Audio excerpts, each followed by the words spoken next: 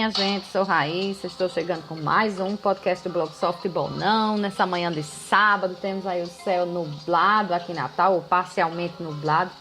Temperatura de 29 graus, com sensação térmica de 32 graus. Bom, chegando então hoje com esse lê ou não leis, a obrigação. Surgiu essa polêmica na internet a partir do youtuber, não sei nem como chamar isso, youtuber, influencer. Certamente uma celebridade hoje em dia tem bastante poder de espalhar suas opiniões, né? O Felipe Neto publicou no que se chama thread hoje no Twitter, não uma linha, um fio de tweets, não, uma sequência de tweets a respeito da obrigação de ler clássicos da literatura na escola, lá no que antigamente era o 2º grau, e que isso seria muito ruim para o desenvolvimento da leitura. É claro que isso despertou em todo mundo a vontade de opinar, e eu acho que só por isso já valeu muito a pena a opinião, porque a gente precisa realmente questionar sempre os métodos de ensino. Falo isso como professora também. A gente passou agora por uma mudança brusca, repentina, que foram as aulas que deixaram de ser presenciais e da noite para o dia, dessa forma mesmo, sem figura de linguagem. As aulas passaram a ser online, um novo formato, e tinha que encaixar, ou era por WhatsApp, ou por Skype, ou por Zoom, ou por Google Meet, e tudo que se tinha de conhecimento de interação em sala de aula, de repente, foi pelos ares, que a gente tem que manter o interesse desse povo, dessa nova geração, que não dura mais, acho que 30 segundos o interesse, porque já é uma geração acostumada a estar o tempo todo passando tela, procurando é um vício já, mas ainda mais incrustado nessa nova geração do que, por exemplo, na minha geração ou nas outras gerações até mais antigas. Incrustado de que a cada 30 segundos tem que estar acontecendo alguma coisa diferente, porque senão o interesse foi embora. É um desafio realmente para os professores no mundo todo, mas se há uma coisa que se pode discutir, eu acho que desde os meus tempos de aluna de literatura, eu sempre achei um terror. E olha que eu sou fanzaça de ler, mas sempre achava um terror as aulas de literatura, porque para mim nunca soaram como aulas de literatura, pareciam mais aulas de teoria de literatura. A gente não lia um conto, um poema, um livro para discutir as características que ali tinham, fazer um grande debate. Era sempre até mesmo os famosos paradidáticos. E eu me lembro bem, e agradeço inclusive por ter lido todos eles. Alguns me despertaram para coisas muito boas, mas eu me lembro da sensação de ter que responder a um questionário a respeito daquilo, e coisas grandes, e sem saber se a resposta está certa ou não, aquele drama de que vale ponto, né? Se você não entregar naquele prazo, se não tiver aquela opinião que era para ser, aquilo seria um terror, né, para o aluno. Então, acho que a gente realmente tem que repensar. Quando me tornei professora, especialmente professora de inglês, e fui uma das que lutei, onde eu dava aula para implantar os paradidáticos, né? A minha preocupação maior sempre foi com que os alunos entendessem, despertassem para o gosto daquela história, né? Então, eu passava, por exemplo, um capítulo que não fosse muito grande para ler, para se discutir na aula seguinte, e havia aqueles exercícios de acompanhamento, mas jamais com aquela intenção de você não fez, você vai perder ponto, né? Você nunca pedia nem para me entregar as respostas, já começa daí. No fim é que eu dava uma folhinha realmente para fazer na sala mesmo, permitia até que consultasse o livro se quisesse, dava um tempo curto para a pessoa nem consultar, fazer o que tinha na cabeça. E o sistema de pontuação já deixava bem claro que era amplo, por exemplo. Se você errasse uma coisa, você não iria perder ponto por aquela coisa. Você tem que errar muitas coisas para começar a perder ponto, né? Então, a ideia realmente era despertar para a história, despertar para o vocabulário. Logicamente, como se tratava de uma outra língua, os paradidáticos eram todos adaptados ao nível do que estava sendo aprendido, porque se você entrega um clássico com a linguagem clássica, eu vou dar o exemplo maior de todos, Shakespeare. Se você entrega um livro de Shakespeare a quem não está nem acostumado a ler inglês, né, ainda mais aprendendo, essa pessoa vai odiar Shakespeare, inglês, leitura para o resto da vida. Vai ser um trauma completo, né? Então você tem que começar aos poucos. Então eu acho que essa discussão ela é muito válida, de como você despertar o interesse do aluno, mas principalmente acabar com essa história de aula de literatura em que a gente aprende, na verdade, teoria de literatura ou até história de literatura. Eu acho até que saiu, eu estava dando uma olhada numa coluna, não sei se eu vou conseguir colocar aqui, saiu na época, né, uma coluna até maravilhosa, chamada Brás Cubas me consolou quando perdi a mãe.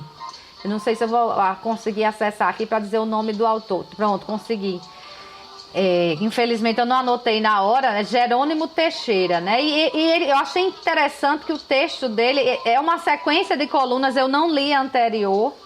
Ele recomenda que essa coluna que eu li, que é uma sequência da anterior, que a pessoa leia a anterior, para ler na ordem, inclusive, para entender.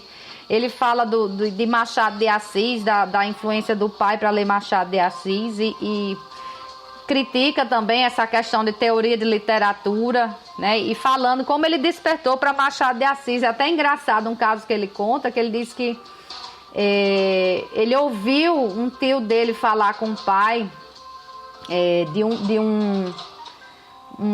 aliás, o tio recomendou ao pai um conto de Machado de Assis, dizendo que era a história de um rapaz que passava a noite de Natal com uma prostituta. Ele, quando jovem, né, ele não gostava de ler as coisas recomendadas para os jovens. Eu até me identifico nisso, eu jamais gostei daquela literatura infanto-juvenil. Acho que quando criança eu gostava dela, mas quando adolescente eu já não gostava mais. Então aquilo ali despertou nele, ó, está sendo indicado pelo meu pai porque é coisa de adulto. E ele foi em busca dos contos que ele tinha lá na coleção da casa dele. Não tinha esse conto, né? Ele procurou lá alguma coisa de Natal, de prostituta, nada.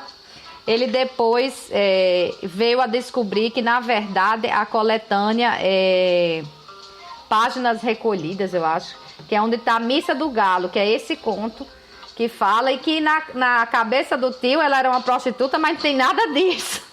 Lá no conto ele foi ler, disse que a mulher não era uma prostituta, mas como o tio dele era um católico, moralista, e ele até diz, um tanto hipócrita, diz que daí que veio o engano, mas ele disse que foi muito feliz o engano do tio, porque despertou nele a curiosidade por Machado de Assis. Eu acho que é isso, realmente. Leitura, literatura, tem muito a ver com despertar a curiosidade. E aí, eis o grande problema, acho que de todos os professores, não só de literatura.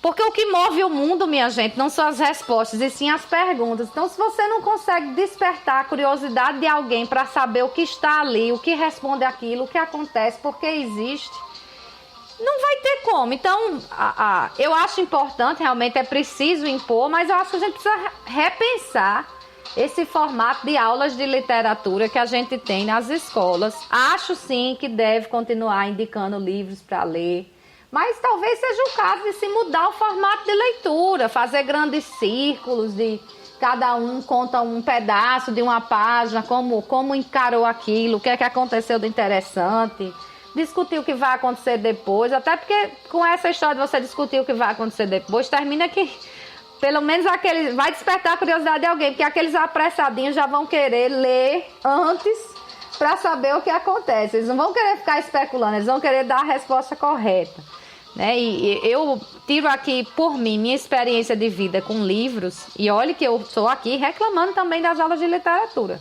Começou muito cedo, mas com revistas em quadrinhos. Minha mãe lia para mim todos os dias. Eu senti uma vontade enorme de olhar aquelas figurinhas coloridas e saber o que estava acontecendo com elas, e eu não sabia. Então ela lia, aquilo foi despertando em mim a curiosidade. Eu quero saber e não quero que ninguém leia para mim.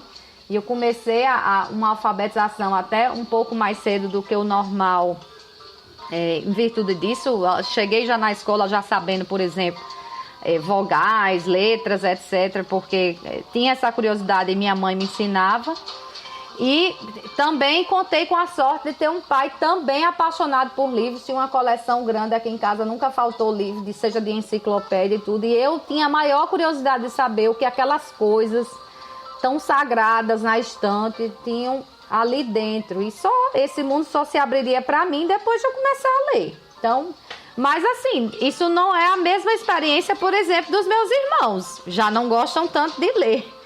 Eu até, por exemplo, no caso da minha irmã, eu ainda tento de vez em quando dar um livro para ela despertar para a leitura. Dei sorte de ter dado um de Agatha Christie da última vez e que ela gostou tanto que em uma semana ela terminou. Então, acho que tem muito disso. Você tem que começar a despertar a curiosidade. E aí não importa o tema, não importa, você começa. Agora, a literatura clássica, ela é muito importante até para a gente se entender como povo. Né? Eu não vou abrir um livro Senhora de José de Alencar para ler por vontade própria se um professor não chegar para mim e começar a dizer, olha, essa história é assim, a história de um homem que se casa por dinheiro, né? E tem toda aquela coisa de novela ali no meio, que tem uma paixão reprimida, que tem uma vingança e no fim é uma paixão mesmo. E eu não vou pegar um livro que foi escrito em 1800 alguma coisa e ler de bom grado. Isso, estou falando de adolescente, né? E ler de bom grado porque o vocabulário é difícil demais. Mesmo sendo na minha língua, há termos arcaicos. Me lembro, por exemplo, de literatura, já no primeiro ano do segundo grau, a professora passou Machado de Assis, O Alienista. Eu sou encantada até hoje com esse livro. Agora eu lembro da enorme dificuldade que tive para ler, porque é um vocabulário que não se usa mais. Eu me lembro de ter feito como eu fazia nas minhas aulas de inglês quando aluna, que era quando vinham uns termos repetidos e que eu não sabia o que era, eu anotava numa folha à parte. Aí primeiro eu olhava o termo, tentava lembrar. Se eu não conseguisse, para não ter que ir a um dicionário, eu consultava a minha folhinha que estava lá no fim do livro, dobradinha, com aqueles termos recorrentes. E assim eu fui conseguindo ler. A história é magnífica, de um cara que vai estudar todas as pessoas com suas questões mentais numa cidade. Machado, ele realmente... Ele tem um jeito diferente de abrir a cabeça, né? De fazer críticas. E quando você pensa na história de vida dele, como foi feita, as histórias de Machado são maravilhosas, né? E foi assim que ele surgiu para mim, numa aula de literatura. Eu não teria lido, acredito, se não fosse isso. Então, acho que tem que sim ler, tem que ser obrigado sim. Mas a gente tem que, antes disso, ir despertando de outra forma. Nessa coluna, Jerônimo... Meu Deus, esqueci de novo o nome. Jerônimo Teixeira, né, ainda traz um levantamento muito interessante sobre literatura no Enem, dizendo a quantidade de questões que se tem de, por exemplo, Machado de Assis, que é reconhecidamente o maior escritor português, de língua portuguesa brasileira, e o número de questões dedicadas a Machado de Assis e o número de questões dedicadas, por exemplo, a tirinhas de jornal, tirinhas de Garfield, por exemplo. Você termina colocando quase que no mesmo patamar coisas totalmente diferentes. E ele chega até a dizer que não houve uma questão sobre João Guimarães Rosa, por exemplo, no Enem. Aliás, o campeão de questões era Carlos Drummond de Andrade. Então, é preciso pensar nisso para equilibrar as coisas, né? Mas eu até separei aqui uma coisa interessante que ele tirou do livro de Brás Cubas, né? Porque ele viu uma passagem do livro de Brás Cubas que o capturou pela relação que ele tinha, que essa passagem tinha com a vida dele. Vou até ler aqui. Longa foi a agonia, longa e cruel, de uma crueldade minuciosa, fria, repisada, que me encheu de dor e estupefação. Era a primeira vez que eu via morrer alguém. Conheci a morte de outiva, quando muito tinha visto já no rosto de algum cadáver que acompanhei ao cemitério, ou trazia-lhe a ideia embrulhada nas amplificações da retórica dos professores